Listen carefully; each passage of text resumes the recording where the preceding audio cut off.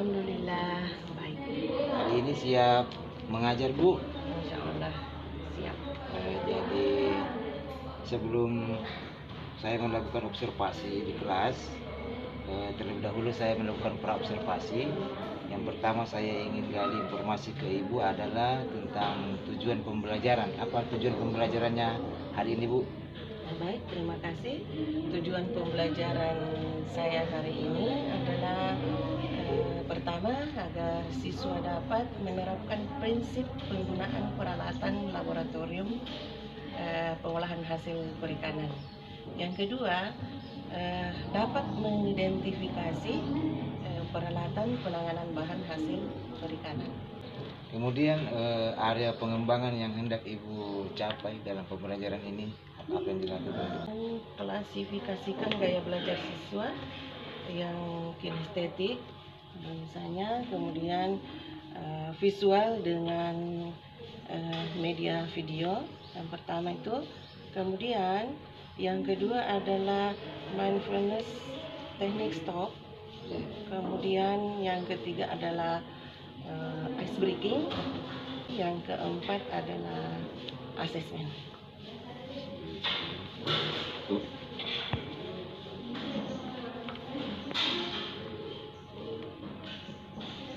Kemudian mungkin ada strategi-strategi yang Ibu siapkan untuk pembelajaran ini?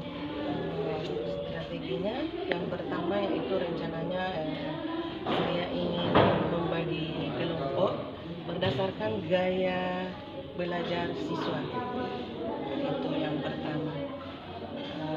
Kemudian yang kedua yaitu menayangkan video bagi siswa yang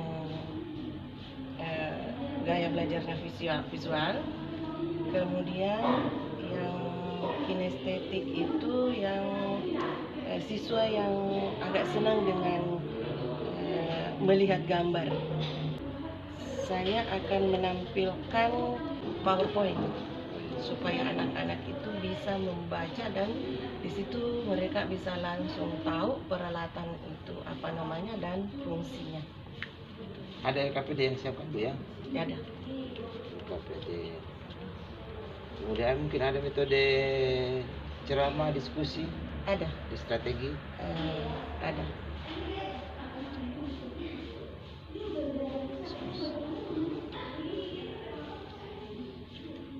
Baik, saya kira sudah untuk observasi. Hanya itu yang saya mau konfirmasi, Bu, tentang tujuan pembelajaran, kemudian area pengembangan yang hendak dicapai, kemudian strategi yang disiapkan. Saya kira sudah lengkap. Ya, selesai. Baik, terima kasih. Assalamualaikum warahmatullahi wabarakatuh. Ya, bisa langsung masuk aja. Bismillahirrahmanirrahim. Untuk anak-anakku sekalian, apa kabar hari ini? Baik. Alhamdulillah. Sebelum kita memulai pelajaran, alangkah baiknya kalau satu orang yang siapkan dulu, kemudian dilanjutkan dengan pembacaan Quran. Silakan Erwin, bisa memimpin? Ya, bisa. Ya. Kalian siap. Kalian siap. Itu siap, gerak. Sebelum kita belajar, marilah kita membaca doa sesuai agama dan kepercayaan kita masing-masing. Doa dimulai.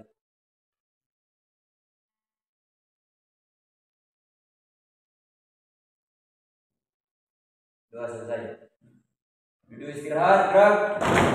Assalamualaikum warahmatullahi wabarakatuh. Waalaikumsalam warahmatullahi wabarakatuh. Alhamdulillah hari ini semuanya sehat. Ada yang tidak hadir? Hadir lengkap, Bu. Hadir lengkap. Alhamdulillah ya. Jadi kalau begitu di absen dulu ya. Anak-anakku sekalian, apakah ada yang masih ingat pelajaran kita minggu lalu? Ada yang masih ingat? Identifikasi penyelenggaraan peralatan laboratorium. Ya, oke. Identifikasi peralatan laboratorium. Yaitu ada yang peralatan non gelas dan ada peralatan yang gelas. Siapa yang tahu contoh dari peralatan non gelas?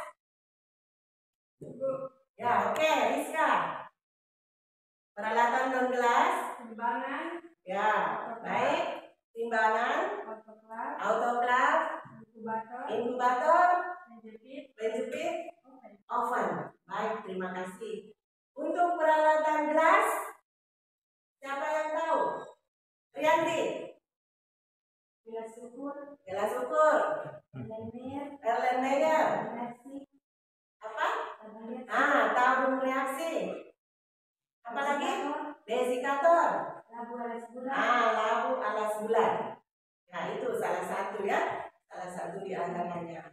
Ya, kemudian saya mau tanya, kalau di rumah kalian peralatan memasak itu yang non gelas, contohnya wajan, panci, baskom, ya itu kan banyak juga di rumah. Kemudian peralatan gelas, fungsinya untuk minum. Oke, baik. Alhamdulillah hari ini kalian semua mengingat pelajaran ini adalah mengidentifikasi peralatan laboratorium yang ada di laboratorium pengujian bahan hasil perikanan. Tuh, ya. Pengujian bahan hasil perikanan. Dan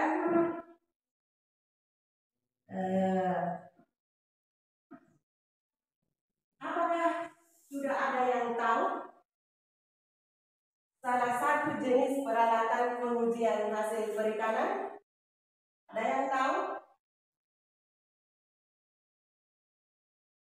Ada yang tahu? Baik, terima kasih Rizka. Apa? Tabung reaksi. Contohnya yang mana? Bisa diambil. Tabung reaksi.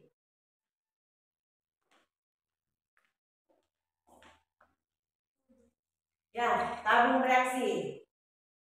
Oke, silakan. Yang lainnya, ini apa namanya? Gelas ukur. Ya. Saya tanya dulu, Rianti. Gelas kimia yang mana? Coba diambil. Gelas kimia.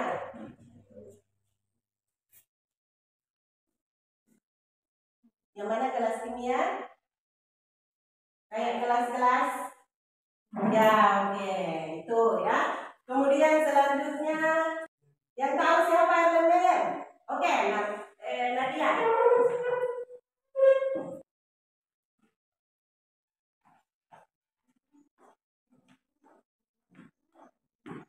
Ya, baik. Itu adalah Erlenmeyer.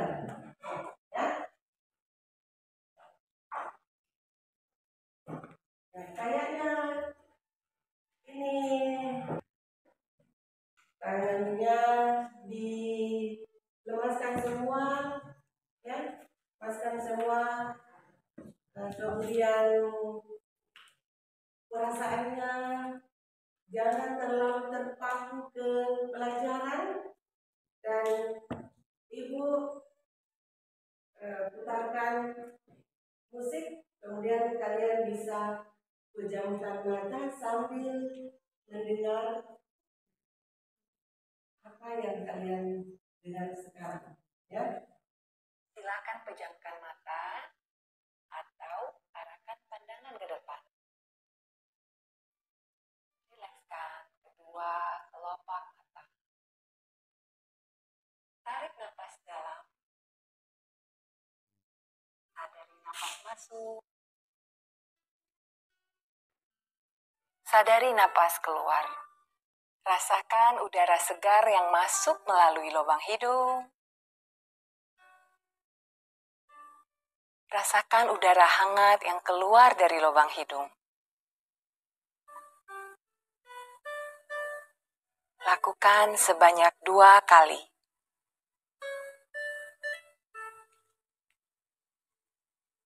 Napas masuk. Napas keluar.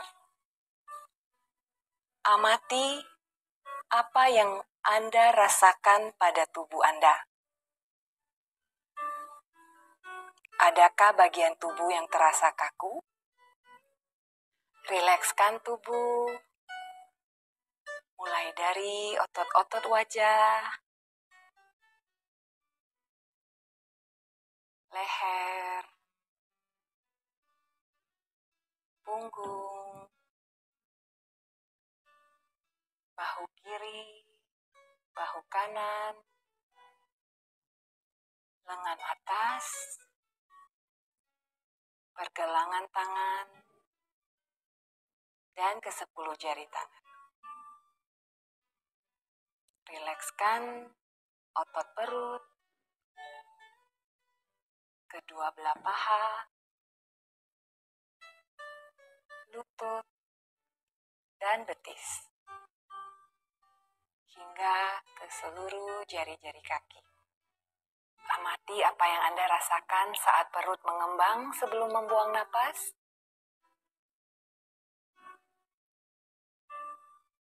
Amati pula apa yang Anda rasakan saat otot perut mengempes.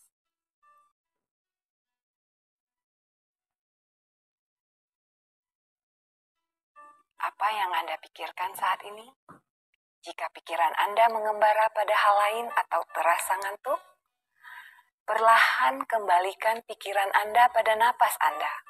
Amati napas yang terasa lebih pelan dan dalam.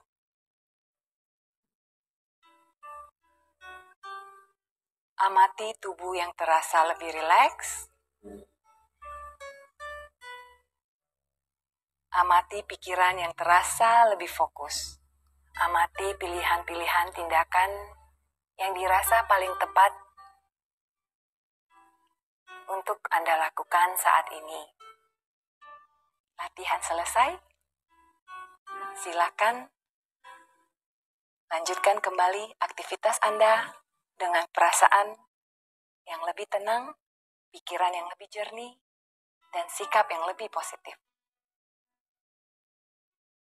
Ya, kita lanjutkan kembali pembelajaran kita hari ini. Sudah rileks semua?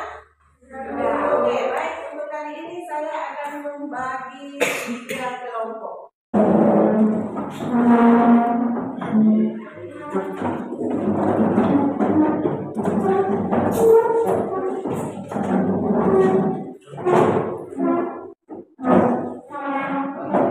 Yang satu di sini ya.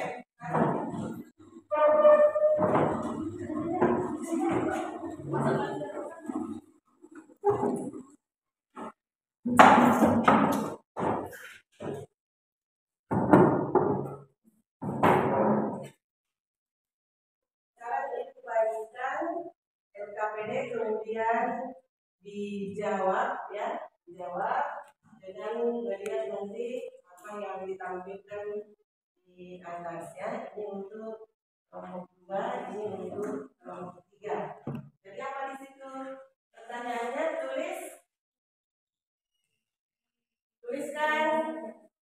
tuliskan nama alat yang ada di gambar ya, yang ada di gambar. Ini kemudian fungsinya, jadi tulis di sini. Ya. Oke. Yang pertama adalah gelas ukur. Ya. Jadi misalnya ini gelas ukur, itu gelas ukur yang jawab kelompoknya Rizka. Ya. Sambil saya perlihatkan di sini bahwa ini adalah gelas ukur. Ya, itu. Oke, siap? Ini gelas ukur atau beker gelas. Nih, beker gelas. Fungsinya adalah untuk mengaduk, mencampurkan, dan memanaskan cairan. Ya. Yang kedua adalah gelas ukur. Nih, gelas ukur. Fungsi gelas ukur adalah untuk menakar cairan secara tepat dan akurat yang biasa digunakan bersamaan dengan pipet. Yang ini adalah pipet. Ya. Kemudian yang ketiga adalah labu Ellen Meyer. Ini adalah nafsu Ellen Meyer untuk menampung larutan yang akan kita gunakan kemudian. Nafsu Ellen Meyer. Next. Cawan Petri. Cawan Petri. Ini adalah untuk pengujian mikroba. Masih ingat mikroba itu apa? Masih ingat apa itu mikroba? Mikroba adalah makhluk yang terkecil yang tidak dapat dilihat secara langsung, tapi harus menggunakan mikroskop. Bagus. Kemudian selanjutnya adalah desikator. Ini adalah desikator, dipakai untuk menyimpan bahan atau botol untuk pengujian kadar air. Kemudian selanjutnya adalah corong pemisah. Ya, corong pemisahnya nanti kalian dapatkan bisa di laboratorium, ya, laboratorium ujian. Ya. Oke, baik. Dan tadi ada yang ibu kasih lembaran, ya, lembaran itu bisa diisi dengan melihat apa yang kalian lihat tadi di atas, ditampilkan di atas, kemudian ditulis jawabannya, apa nama alatnya dan fungsinya. Silakan dikerja sekarang.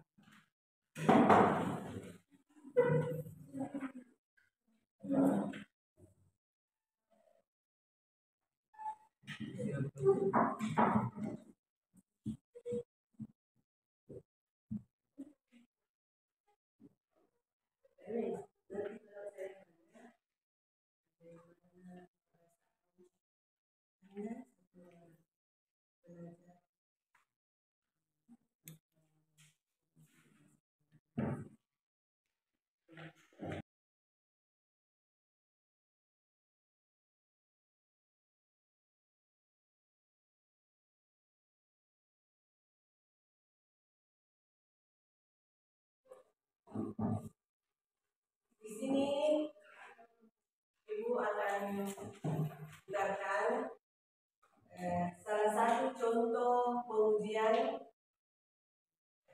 penanganan bahan hasil perikanan, yaitu contohnya pengujian kadar air, ya.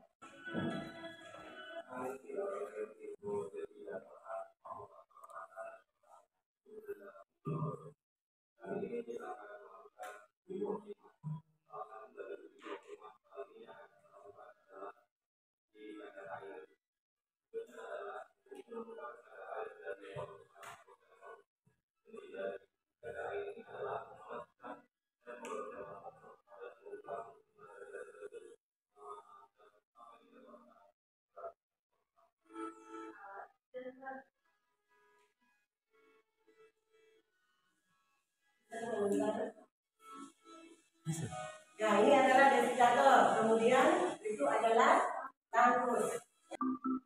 Cara kerja.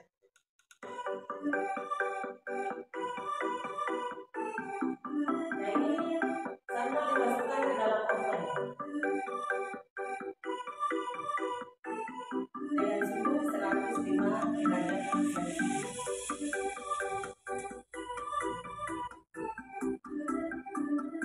Putarkan pada tutup eksikator secara pelan-pelan agar memudahkan saat menggeser tutup.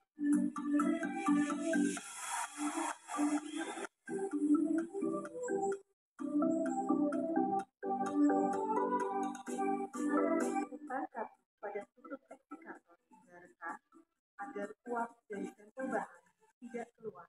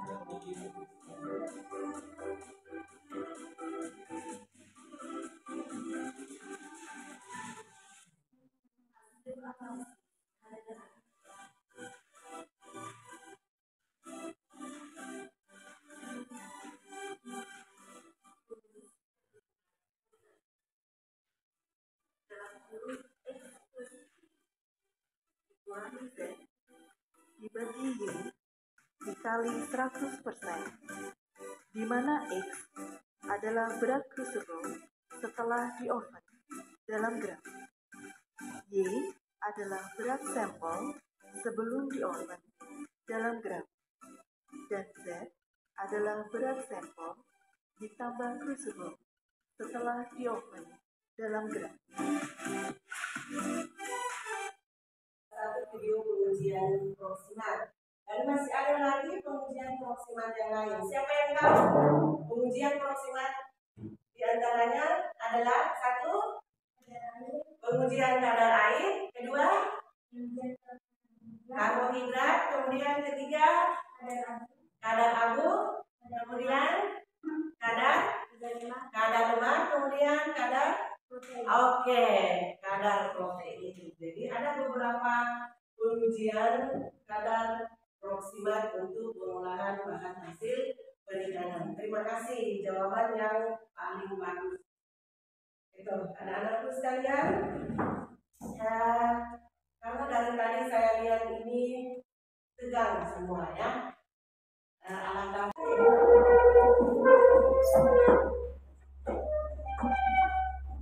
semuanya berdiri, bisa di belakang kursi, masukkan kursinya kemudian mundur ya, mundur. Nah, oke, mundur. Ibu sampaikan bahwa apa yang kalian lihat di atas, apa yang dilakukan, silahkan diikuti dengan perasaan yang bahagia, perasaan yang senang, ya, ikuti. Oke, kita mulai.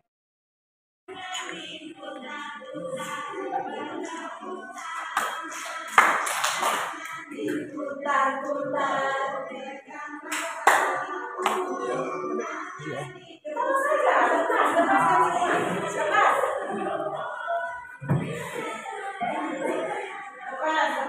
ya. Tidak akan encok.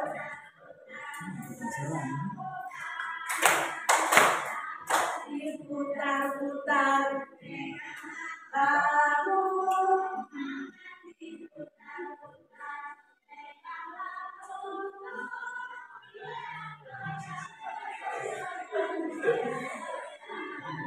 lagi.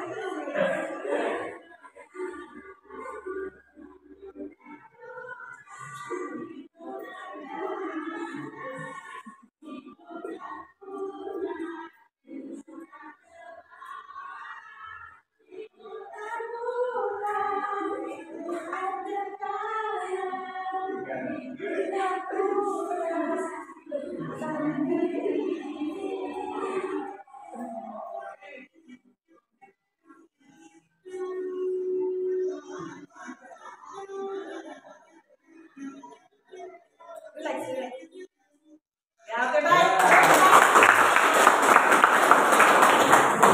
Baik, untuk anak-anakku semua, kegiatan kita selanjutnya adalah Ibu kasih tes format.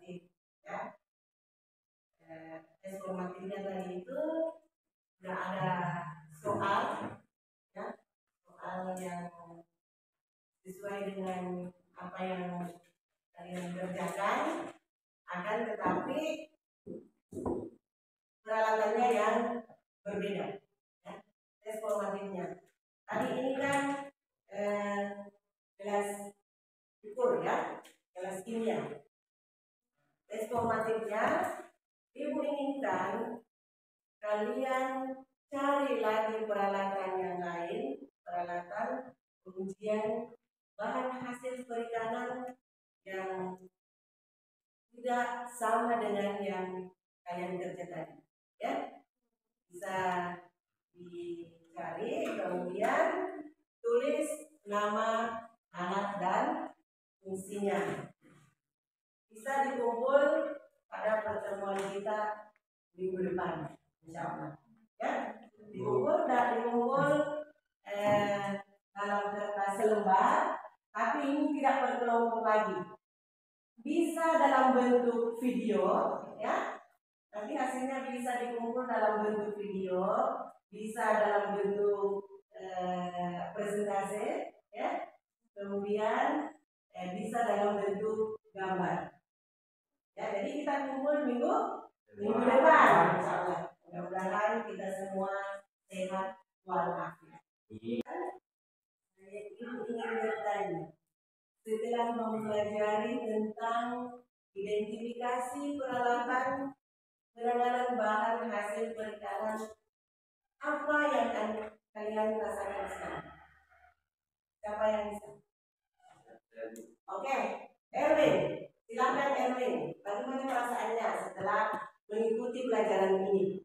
Baik, perasaan saya itu alhamdulillah senang dan gembira di saat mengikuti pembelajaran identifikasi peralatan laboratorium, karena kami dapat mengenal lebih banyak peralatan-peralatan yang ada di dalam laboratorium. Oke, baik, terima kasih. Bagus sekali. Tepuk tangan dulu. Kemudian yang kedua, bisa Rizka? Bisa? Ya, oke. Saya merasa senang karena saya bisa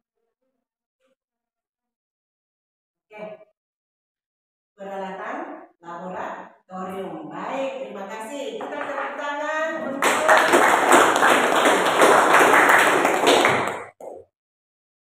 saya mau ibu mau tanya. Menurut kalian, apakah pelajaran ini penting? Sangat penting. Kenapa? Karena dengan melakukan penelitian bahan hasil perikanan, kita dapat mengetahui kadar proksimat pada bahan hasil perikanan, antara lain kadar air, kadar abu, kadar lemak, karbohidrat, dan protein. mantap sekali jawabannya.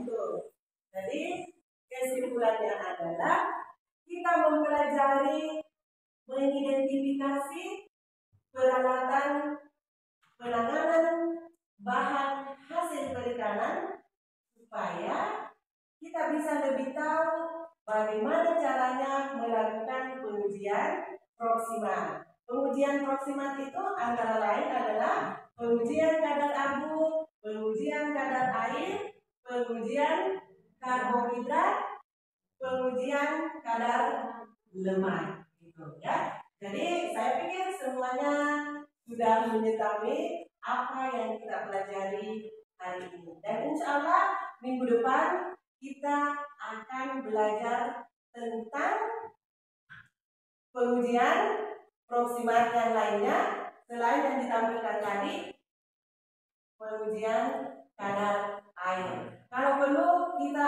akan langsung praktik tentang pengujian kadar air, pengujian kadar lemak, dan pengujian protein. Mudah-mudahan kalian semua sehat dan bisa kembali bersama-sama lagi. Amin, ya. Alhamdulillah. pembelajaran kita pada hari ini selesai. Mudah-mudahan minggu depan kalian bisa kembali seperti ini, lengkap, hadir dan belajar materi selanjutnya. Ya. Silakan istirahat, ya, silakan istirahat dan bisa kembali ke rumah dengan catatan bahwa harus mematuhi aturan lalu lintas. Oke, terima kasih buat anak-anakku untuk kali ini. Wassalamualaikum warahmatullahi wabarakatuh. Waalaikumsalam warahmatullahi wabarakatuh. Siapkan diri. Kemudian kita bisa berdoa. Kemudian siap. Dulu siap, gerak. Sebelum kita lanjut pelajaran, pada kita berdoa, kita percaya dengan kita masing-masing. Doa dimulai.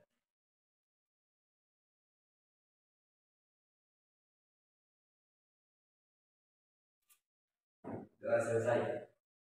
Dulu istirahat, gerak. Assalamualaikum warahmatullahi wabarakatuh. Waalaikumsalam.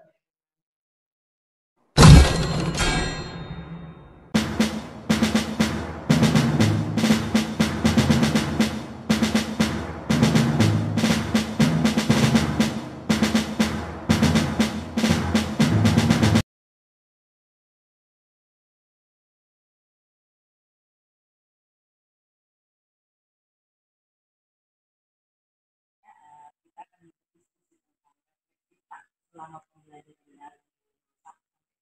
Cuman yang paling inti yang akan diambil sebagai pelajaran adalah proses observasi, pasca observasi. Jadi harus berbasis coaching, bisa dipakai alur kita untuk menggali potensi dari rekan kita selama kita melakukan observasi kemarin, termasuk memberikan umpan balik yang membangun perbaikan kualitas pembelajaran. Waktu kita mungkin hanya 30 menit saja paling lama untuk memberikan coaching.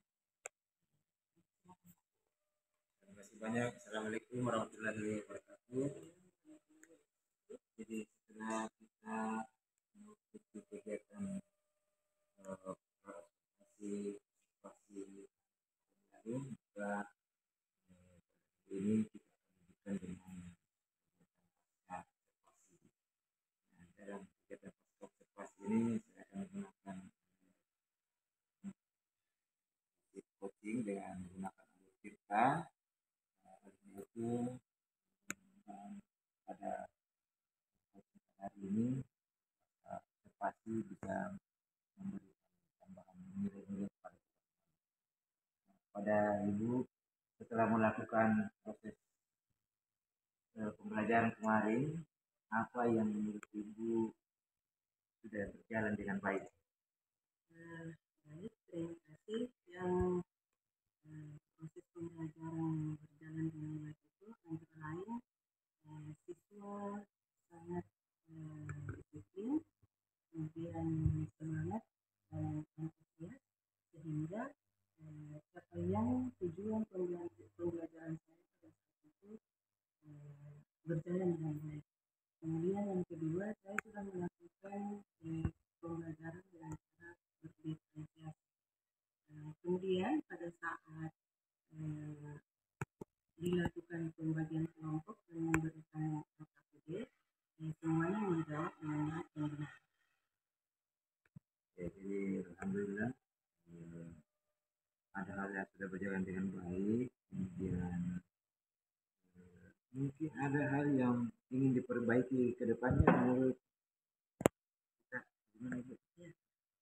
Yang perlu diperbaiki ke depannya itu adalah sesuai dengan tujuan pembelajaran saya, bahwa mengidentifikasi peralatan bahan hasil perikanan. Artinya nanti itu bukan cuma mengidentifikasi alat saja, tapi akan diadakan praktik untuk semua anak-anak. Nah, kemudian pada saat praktik nanti itu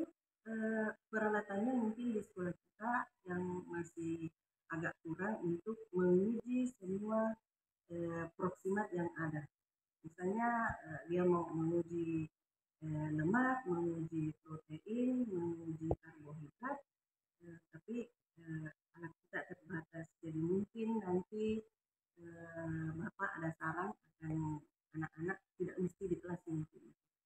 Sarannya mungkin saya minta nanti anak-anak bisa prakteknya di luar dari sekolah ini. Jadi dalam proses pembelajaran saya melihat ibu membagi kelompok menjadi ada 3 atau 4 kelompok. Mungkin bisa dijelaskan pembagian kelompok itu berdasarkan apa? Berdasarkan asesmen awal bahwa saya melakukan pembelajaran dengan cara berdiferensiasi, yaitu anak-anak dikelompokkan berdasarkan kebiasaan belajarnya. Ada yang suka dengan video, ada yang suka dengan gambar, bahkan ada yang belajar sambil berjalan. Jadi melihat kelompok yang dilakukan apa pembagian kelompok itu bisa membantu pencapaian tujuan pembelajaran. Sebenarnya kalau membantu tercapainya tujuan pembelajaran, iya, tapi mungkin tidak terlalu maksimal. Kalau dipresentasikan itu sekitar 80%. Kenapa? Karena masih ada anak-anak yang ketiga cara saya itu dengan misalnya ada yang suka, saya melihat ada yang suka video, ada yang suka dengan gambar, ada yang suka dengan berjalan sambil belajar. Nah, di situ saya melihat ada satu orang yang terlalu vakum untuk belajar. Walaupun saya gunakan yang ketiga itu. Nah, mungkin di sini adalah PR kita, bagaimana caranya anak ini bisa bergabung dengan teman-temannya yang lain. Menyikapi yang satu orang itu ibu yang agak vakum, kira-kira apa harapan ibu ke depan? Iya, harapan saya mudah-mudahan dalam waktu yang tidak terlalu lama anak itu juga bisa bersama-sama dengan teman-temannya. Kemudian kelompok-kelompok yang lainnya ini bukan dalam hasil kelompoknya, karena saya lihat mereka aktif. Apa harapan ibu setelah melakukan pembelajaran berdiferensiasi ini ke depan ini? Harapan ini tentu kita dapatkan dari murid. Baik, saya melihat dengan menggunakan cara belajar dengan berdiferensiasi, artinya kita sebagai guru mestinya setiap mengajar harus melakukan seperti itu. Jadi pada saat belajar anak-anak juga tidak bosan. Mereka juga belajarnya bisa bahagia dan senang.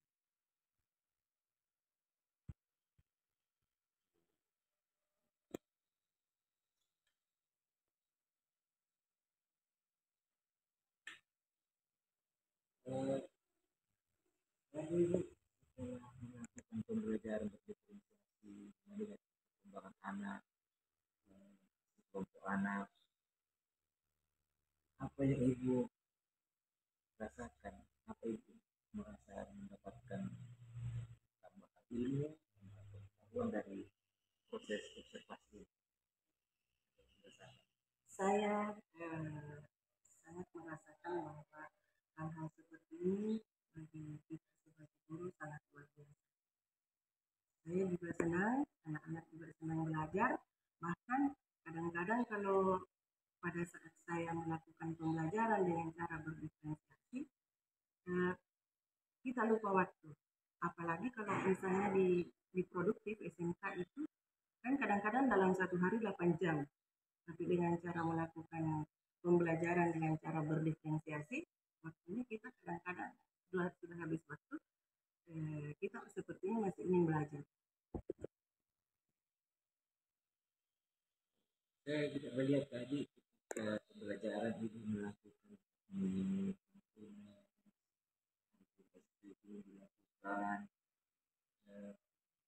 bagaimana Ibu melihat setelah melakukan SBT atau menulis itu, apa yang Ibu rasakan? Saya merasakan mungkin sama dengan anak-anak, kembali lagi semangat belajar. Mereka juga saya juga kembali mengajar dengan semangat bahwa dengan adanya ice breathing itu anak-anak itu kembali kayak segar, ingatannya mungkin sudah segar kembali. Jadi mereka juga pada saat melakukan ice breathing dan setelah itu dia juga kelihatannya semangat lagi.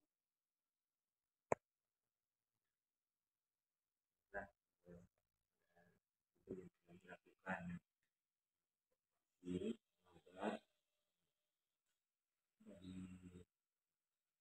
dari kita ini, mungkin ada hal yang Ibu bisa simpulkan dari kegiatan ini. Kesimpulannya dengan adanya kegiatan proses belajar mengajar, apalagi yang proses belajarnya dengan cara berdifferensiasi, saya mengatakan bahwa proses ini sangat luar biasa. Dan setelah saya juga terlibat, syukur alhamdulillah karena saya terlibat di sini, mulai dari pra observasi sampai hari ini pasca observasi, saya mengatakan bahwa kegiatan ini sangat luar biasa. Apalagi selama ini kalau misalnya kita masuk mengajar, ya begitu mau mengajar langsung mengajar, tidak sesuai dengan, kadang-kadang kita lakukan apa yang ada di RPP, tapi kadang-kadang juga tidak. Tapi setelah adanya kegiatan seperti ini, saya sudah tahu bahwa mengajar yang baik itu atau sesuai dengan proses belajar mengajar yang baik harus dilakukan seperti ini. Jadi saya sudah mendengarkan apa yang disampaikan tentang kesimpulan ini, dan satu kata luar biasa untuk kegiatan ini. Lalu Ibu, mungkin ada hal-hal rencana tindak lanjut dari proses ini. Ibu melihat ini ada kelebihannya, ada kekurangannya, kemudian yang kelebihan yang mau dikembangkan, nah apa kira-kira yang bisa dijadikan sebagai tindak lanjut ke depan untuk memperbaiki proses pembelajaran ini lebih baik lagi. Baik, dengan melihat proses belajar mengajar kita di sekolah, utamanya yang laboratorium kita yang belum begitu lengkap peralatannya, mungkin pada saat pembelajaran tidak selalu harus di kelas. Jadi alangkah baiknya kalau misalnya peralatan kita tidak lengkap, kita pindah kelas, entah itu diadakan studi banding atau kita ke salah satu perguruan tinggi yang memang peralatannya sangat mendukung untuk apa yang kita lakukan di sekolah kita, tapi di sekolah kita alat dan bahannya tidak ada. Makanya mungkin lebih baik kalau misalnya kita tidak, peralatan alat dan bahannya tidak cukup sesuai dengan tujuan pembelajaran saya, bisa pindah kelas. Artinya pindah kelas itu bisa ke perguruan tinggi atau studi banding begitu. Mungkin hal itu bisa dilakukan. Sekiranya menarik sekali. Jadi rencana tindak lanjutnya juga sudah keluar idenya, dan ini sudah dilakukan, yaitu belajar di tempat lain atau mudah-mudahan ini bisa manfaat bagi membangun siswa dan sekolah depan. Kira demikian untuk kegiatan hari ini, dan ucapkan terima kasih banyak Ibu dalam kegiatan ini.